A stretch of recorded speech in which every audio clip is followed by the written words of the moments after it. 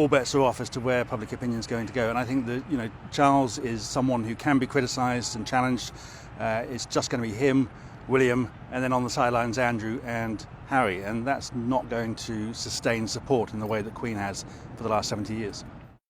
Polling amongst under 30s has shifted dramatically over the last couple of years, and now it's a majority in favour of getting rid of the monarchy. And I think that increasingly people are going to see that it is completely out of touch with the rest of the world. And as far as our campaign is concerned, our big job is to keep highlighting the issues and showing people that this isn't the monarchy you thought it was, and that once the Queen's gone, you're probably going to want to think again about continuing with King Charles.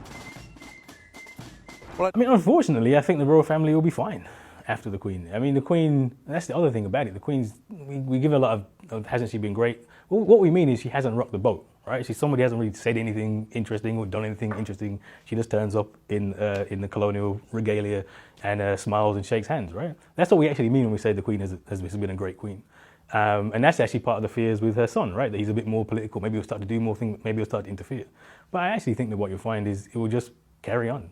Prince Charles will step in, shake hands, do the same thing, and then his children will do the same thing, etc., etc. The institution of the royal family is very, very solid. I think these ideas that because of the scandal of Meghan Markle is somehow damaged, that's ridiculous. If Prince Andrew didn't damage the royal family, then I don't think anything will, really. Well, I don't really accept the premise that there is duty and sacrifice in being a monarch. I don't think that longevity in office is a good thing in a democratic society. We ought to have had plenty of opportunities to elect heads of state, as they do in places like Ireland, and Iceland and Finland, that could have been far more impressive, far more inspirational. But instead we've had the same person, not because we've chosen her, but because we've been told that's the way it's going to be for the remainder of her life. And I don't think that's necessarily something we should be celebrating. The royal family is really, really popular, but that's not a reason to keep it, right? It's actually a reason to educate people about what the royal family really is, because it really, really, really shouldn't be popular at all.